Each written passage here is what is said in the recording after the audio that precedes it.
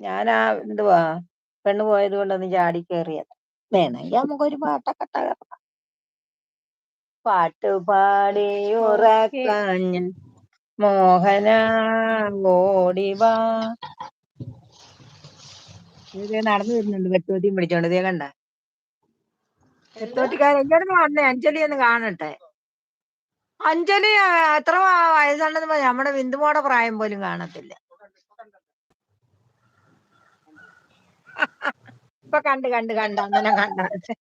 അതിന് ഞാൻ സ്റ്റെക്കല്ലേ ഏ ഞാൻ സ്റ്റെക്കല്ലേ എന്നെ കാണില്ലല്ലോ ശരിക്ക്.